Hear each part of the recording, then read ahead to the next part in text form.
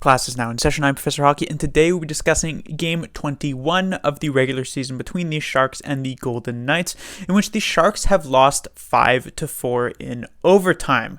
So if I told you at the beginning of the night that the Sharks managed to get 1 point, you might be okay with that, maybe a bit disappointed, but with how this game actually started out, the Sharks managing to get the full point out of it is actually quite positive.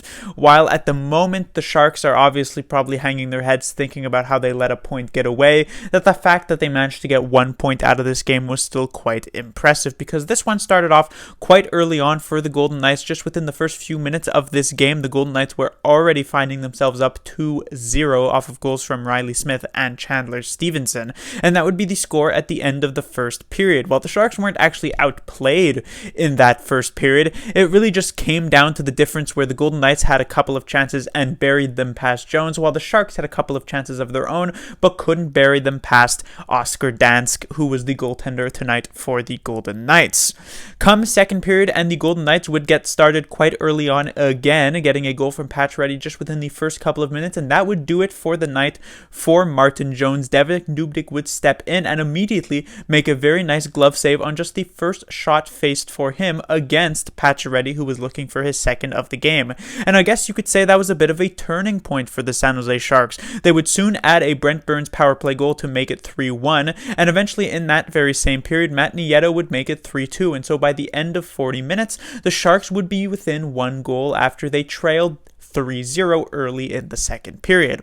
Come third period, and as there was the trend this game, the Golden Knights would once again score early on, not in the first few minutes this time, but within the first few seconds. Just about 30 seconds into this game, Alex Tuch would make it 4-2, so the Sharks would find themselves down 2 goals again. But like they did prior, they managed to get one from Logan Couture, his 12th of the season, to make it 4-3, and eventually we would get down to the final few minutes of the third period. The Sharks would get a power play with a couple of good chances on it, including a Patrick Marleau attempt where he was robbed by Oscar Dansk, but they would end up not being able to score on that. And then for the next couple of minutes, they would be completely stifled by the Golden Knights in the defensive and neutral zone. Eventually, Brent Burns seemed to get so frustrated with it that he attempted a sort of 1 in a million type of pass that ended up just being an icing, giving the Golden Knights an offensive zone faceoff in the last 80 seconds of this game, which is obviously not a good thing when you're trailing by 1.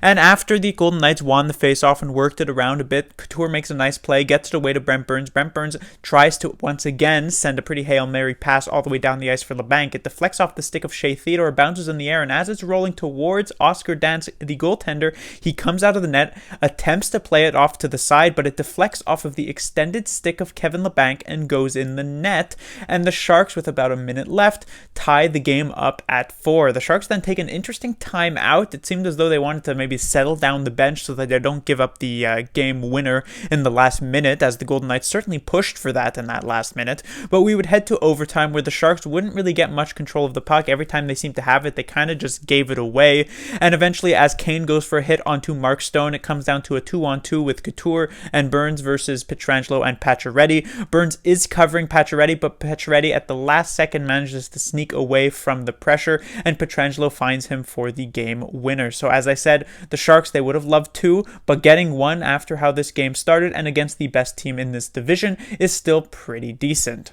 First thing to talk about would be Jones and Dubnyk. Both goaltenders saw some time here tonight, and it kind of just further goes to prove my point what exactly happened here with Martin Jones. Remember in the game where Devin Dubnyk led in 7 goals, I mentioned how Booner leaves him in for all 7, and yet when it comes to Martin Jones, within the first 3 or 4, he immediately gets pulled. Well, that exactly happened in this game. Now, I'm not saying that Jones did not deserve to get pulled. He absolutely did after he lets in this completely awful shot on this third goal. He absolutely needs 100% to have this shot from Pacioretty, but it's still quite interesting that Booner would immediately go for the yank after letting in 3 goals, especially considering the fact that the Sharks do play again tomorrow. So the Sharks have a back-to-back, and I would be surprised to see Jones back between the pipes for that one after a bit of an embarrassing display on this third goal. But do you then put in Devin Dubnyk, who now played a good chunk of this game, about 40 minutes if you count the overtime.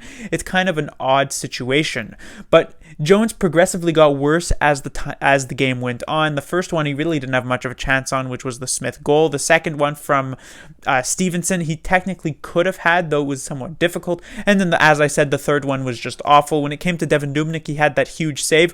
Wasn't really called upon to do too much else after that. A couple of decent saves, but nothing crazy after that first save. Didn't really have too much of a chance on the Alex Tuch one either. However, when we got to the overtime, also one he likely should have. Certainly not as bad as the Martin Jones goal, that third one, but it kind of just squeaks right under him on this Pacioretty attempt. So the goalie turmoil for the San Jose Sharks, I guess you could say, continues.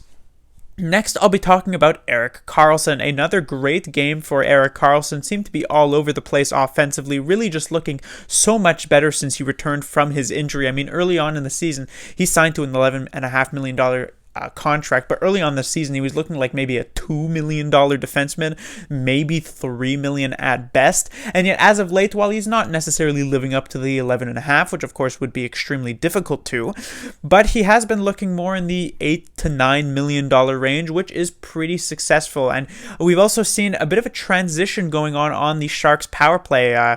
At first, early on in the season, both Karlsson and Burns found themselves on the top unit, and then maybe one of them would occasionally get double shifted on the second unit, or we would see Mario Ferraro in that position. And then Brent Burns seemed to take over in that role on the first unit while Karlsson was getting the second unit. But here tonight, we mostly saw Erik Karlsson on the first unit, which I thought was somewhat interesting, maybe because Karlsson has been looking better, at least on the offensive side of things, than Brent Burns in these past couple of games. Burns here tonight was somewhat shaky, and Karlsson, I would say, was far better. Next, I'll be talking about probably the most important point from tonight's game, which is of course the Sharks jerseys. So in the past 3 games, the Sharks have used 3 different types of jerseys. In the first game against the Colorado Avalanche, and I guess in the game before that as well against the St. Louis Blues, the Sharks used a sort of retro jersey. It was a bit of a brighter teal, and they had the old Sharks logo. I thought this was a very nice jersey, and the Sharks actually played quite well in it. Technically, they did lose 7-6, which was quite disappointing, but they also had that very nice 6-2 win in those jerseys. Then in the following game, they decided to go back to this very normal teal, very samey Sharks jerseys, and they end up losing it 4-0 to the Sharks. And then we see their reverse retro jerseys, I believe for the first time this season, against the Golden Knights here tonight, and they don't look great. They do still use the Sharks old logo, which I do actually kind of enjoy, but instead of doing the usual Sharks teal or black, they instead use a weird gray color, which makes it very difficult to really discern the numbers on the back of the jerseys, especially with the camera being kind of sort of zoomed out.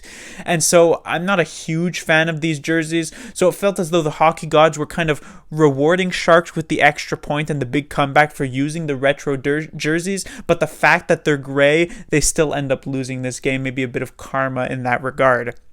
And finally, I'll talk about Joachim Blichfeld. Of course, he didn't play this game because he ended up getting suspended for a couple of games, which was not too surprising.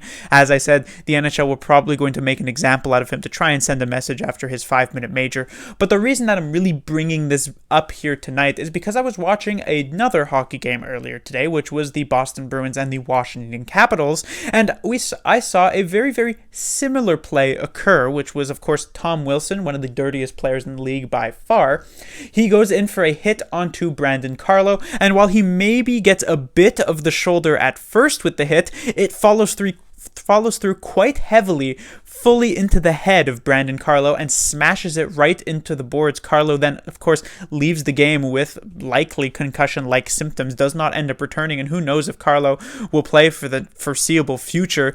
And yet, unlike a 5-minute major immediately doled out to Blichfeld in what was a very, very less egregious hit, Tom Wilson doesn't get 5 minutes, doesn't even get 2 minutes, but instead kept out of the penalty box and not given any sort of punishment whatsoever. And so it just goes to show, there were so many people saying, well, this 5-minute major, they're just trying to protect the star players. This is good to see the NHL cracking down on head contact. And yet, when you don't get the consistency out of that, you're more so just sort of picking it, spinning a wheel, I guess is what a lot of people like to say about whether or not someone's going to get a suspension, a 5-minute major, a 2-minute penalty, what it happens to be. As I said, this Blichfeld hit is, 10 times less egregious and is also from a player who is not known at all for doing hits. In fact, by most of the NHL, he's not known in general. And then you see Tom Wilson go against the Boston Bruins. He's a player who has been suspended multiple times in his career, has injured multiple players in his career, and he goes for a 10 times worse hit and yet is not called at all. Now, in the end, we may very well see the NHL give him some supplemental discipline, and considering the last suspension Tom Wilson received was about 20 games, if I'm not mistaken, it could end up being a pretty significant suspension. We could even be looking at, to the end of the regular season potentially, but it also wouldn't necessarily surprise me to see no supplemental discipline at all come out of this, which would just show the hypocrisy of the NHL. But that will do it for this review. The Sharks will be back in action tomorrow as they will face off against the Golden Knights again. As I said, I'm not entirely sure who's going to be in nets for the Sharks tomorrow, but one thing is for sure, we shouldn't really expect too much out of that, unfortunately. Class dismissed.